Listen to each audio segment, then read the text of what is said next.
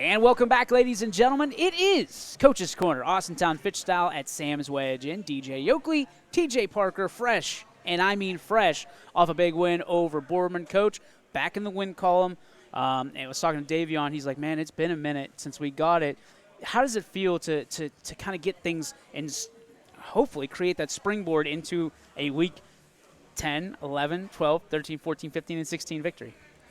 Yeah, I mean, when you look, no pressure. With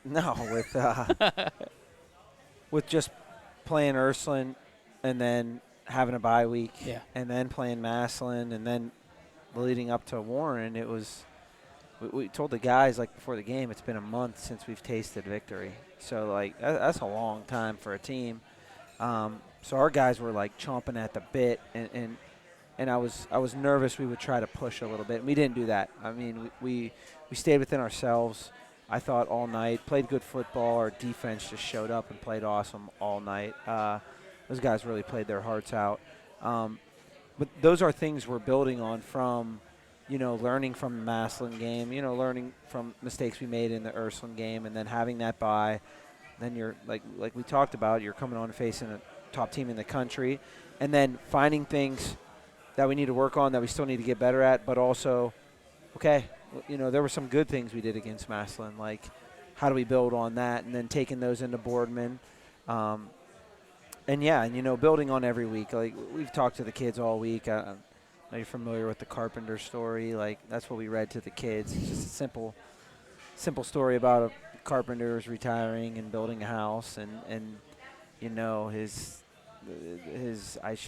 boss said, okay, do me a favor and build one last house. And the guy did some shoddy work, and the boss at the end of it told the carpenter, well, hey, this is my gift to you. It's your house. And the carpenter's, oh, man, I wish I would have done this differently. I wish knowing I was building my own house that you were giving me. So it's like we've talked about, like, finishing the right way. And this being week 10, the end of the season, like, how do we finish our regular season? And then where do we go from there in terms of the playoffs and in preparation and all that? So, yeah, I mean, you have all those talks with the team, and you just hope it settles in with them. It looked like the guys were having fun. It looked like they were loose. Not that it doesn't look like they're having fun any other time, but it hit a little bit different. I mean, can you put a finger on any of that? Yeah, I mean, you play teams like Ursuline, and this is no slight on Boardman, but you play teams like Ursuline and Massillon. Like, they demand every single ounce of what you have in every aspect of the game. I think, going in, we had that focus versus Boardman. We knew that it was, in our minds, like, it was going to be their Super Bowl. It was a trophy game. Yep. And when you're having a struggling season, you look for weeks like that you can hang your hat on, that you can, say, hey, remember this.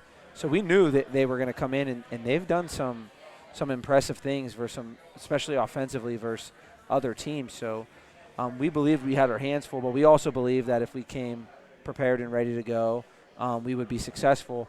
And I think early the kids found that out, and then found out, it was working for them, and then it just kept building from there. So now we look forward to Harding. The first of, it feels like you guys play them twice a year, every year since the beginning of time. You guys know each other like the back of your hand. I mean, what is there to hide from Harding, and what is Harding trying to hide from you guys? I mean, absolutely nothing. I have the most respect for Steve, and just through our short time, like, battling together, like you said, it's multiple years of playing multiple times. You kind of gain a really, like, good relationship, and I think of all the coaches in the Valley, like, Steve is one that I feel I have a really good relationship with, and a respect for, just the battles that we've lined up against and played.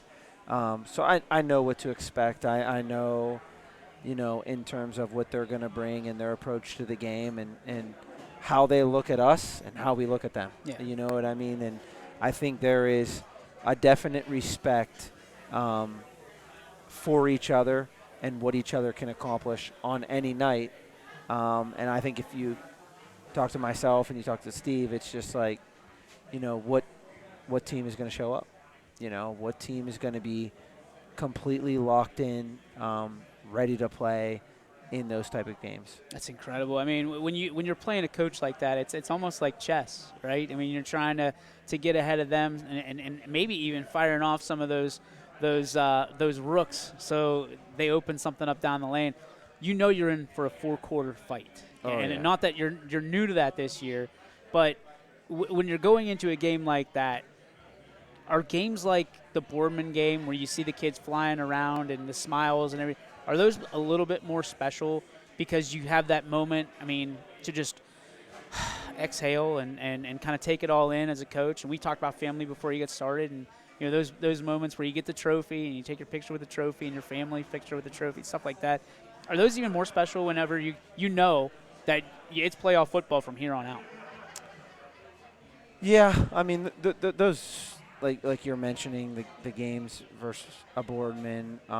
Those are always fun. Yeah. But there's a certain management within those games.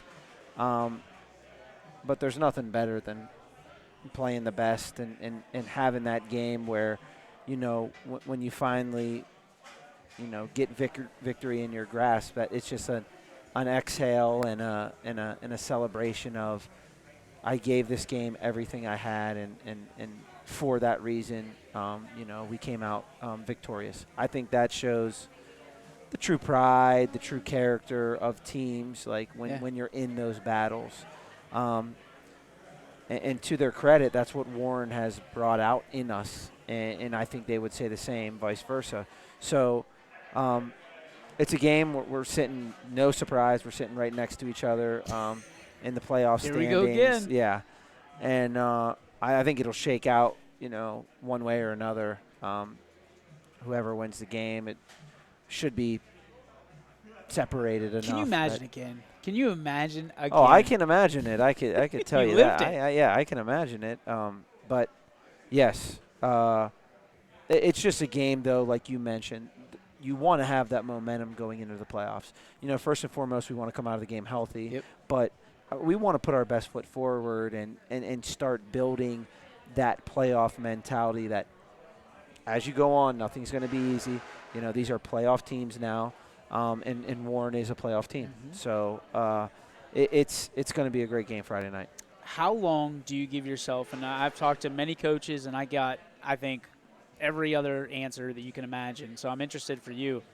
How long do you give yourself to celebrate a victory? You talked about, like, okay, when you get it, there's that moment. Is it one of those things? Like, I talked to a coach, for instance, and said, I give myself to the end of the walk to the locker room to celebrate that victory before, I'm already on to the next game.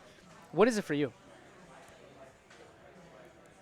It depends. I'll say this, like the whole walk to the locker room, it's like, all right, after the game, talk to the kids, go in the locker room, you celebrate. We always change the number after a win. Then after that, most of our staff is in the office either replaying it real quick or on our phones checking, like, hey, this team did this, that team did this, hey, how did so-and-so do? So that's already like the first turn of the page. We're very, very fortunate. Les over at Rachel's, every home game, we get a victory. Our families, all the coaching staff, some of our really close friends. We pack the house and go there. That's awesome. Yeah, it is really, really nice. There's tons of kids running around. So it's just a great atmosphere and something that I guess when you're asking, that I really do cherish and that is special to me. So that's part of a win for me. Then you sleep and we're at the office at 8 the next morning, and that's kind of where we say we turn the page. We're going over the previous night's film, and then once we get that, it's a ramp up. Yeah, we start the breakdown of the next team. Well, we got this happy Halloween spirit behind us. You know what that means? Only it's that time of year. So it brings us to our off-kilter question. And Halloween, this time of year, special to a lot of people. I'm not a fan of it. Not a fan of Halloween. I'm not a fan of Halloween. Not until we had our youngest, who was born on Halloween. So I'm now a fan of Halloween for that and that alone. Are you a fan of Halloween? Number one. Number two, what is your favorite candy? Number three, what is the best and worst costume that you've ever had. Man, you guys pretty. Three-pronger, man. Just like Yes. the devil's whatever that is, the devil's Okay. staff for Halloween. I'm gonna answer the best candy first. Okay. I mean, I have a sweet tooth. Okay. I love any like gummies and sours, but I mean, when you're talking candy, the Cadillac is a Snickers. Snickers. It's just when you're breaking down all other types of candy, I mean, the Snickers has it all. Is a Reese's Cup wait. Is the Reese's Cup a candy bar? It's a No, thinker. but yes. It's packaged like one. Yes, exactly. And it's in the same aisle, but my favorite personally, like I love a Nutrageous. Nutrageous? Yeah, oh yeah. I don't even know that I've had it. The Reese's sticks. I'm a big peanut butter guy. Okay. So those are my favorite, but when you think of a candy bar, The heck's a Nutrageous? it's a Reese's, like, I don't know, if it's kind of like a Snickers, but Not the Take 5 things. not the Take 5. Okay, If those you are see it, it's ridiculous. an orange wrapper. I'll check it out. Nutrageous are pretty good. Not a but payday. Reese's sticks? No, not a payday guy. I love Oh, no. paydays. Oh, Love you do? them. I You do. Ever had the Reese's sticks? Huh. Oh man. Wait. Yeah, they're There's a really long package, yes. and they're like yeah. wafers. Yeah. Okay, so yeah, but the Cadillac is a Snickers. I'm a Kit Kat. Like we're going down that road. I'm a Kit Kat guy. See, like I like Kit Kat, but it's plain. Oh, okay. It's like Twix. Twix is very good. Twix are very good. They're Yes. plain. Are you left or right guy? I don't even pay attention. Okay, what was the first part of the question? Halloween. Do I like Halloween? Do you like Halloween? I do. It's one of those, up and downs at different points in my life. Like, through college, Halloween was pretty fun, Oh, and yeah. post-college, Halloween was fun. That means that High school was like the third part of this question is going to be ridiculous because you set it up right there. You teed it up for it. Oh, man. My best and worst costumes. Jeez, oh, man. These are going to be money because I No. know you. These are going to be cash money. No, I'm trying to think. I've had some. Power Ranger. No. You were a Power Ranger, 100%. I mean, so you always.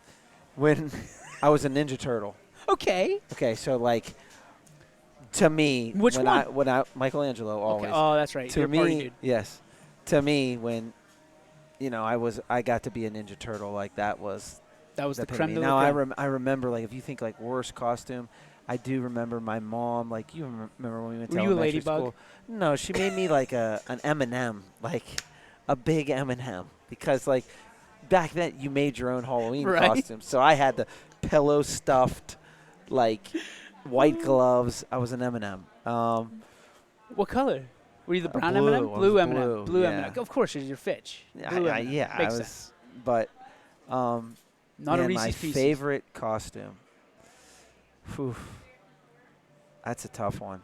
That means you got some good ones. No, Or you got a lot of bad ones. no, there were some good ones in there. Go M&M. I'll tell you, the one that I think when I was an elementary teacher it was my second year teaching at Watson Elementary, and Justin Bieber was at his peak, and I dressed up like full wig. You were the Biebs? Full Biebs, and you would have thought like the kids like absolutely went nuts. What are you So- going as this year? Well, my family is into Halloween, so Oh, you do it's- family? they do. Oh, I don't. no. I don't. So every year my family on Halloween is a theme. This year they're Wizard of Oz. Last year they were Matilda. You're not getting on Wizard of Oz. You're not the No, lion. I'm nothing. Or I'm Dorothy. nothing. You'd I be an awesome Dorothy. come home from practice and we walk the streets and get candy. That's it. They take a picture. But this is the first year I'm trying to get so then there's like a kid Halloween party on a Saturday. I'm trying to get we call it bloody. I'm trying to get my daughter to be something scary, something bloody, because she's never been before. So she's always been like, I don't even know the characters on these Nickelodeon shows that they always are. So I think and then for school, she's being this year Tinkerbell. Like one's being Tinkerbell, and so I'm like, we got to be something scary, because I do like the whole scare. And not jumping me, up. man. I'm No. out on that. Oh, Out. my God. I'm out. You don't do haunted houses. No. Why would I pay somebody to scare the hell out of me? That's the fun of it. You want to get the hell scared out of you? Own a business, or be a football coach. You get the hell scared out of you every Friday night. Coach Parker, appreciate Thank you, brother. You're the best. I'll see you.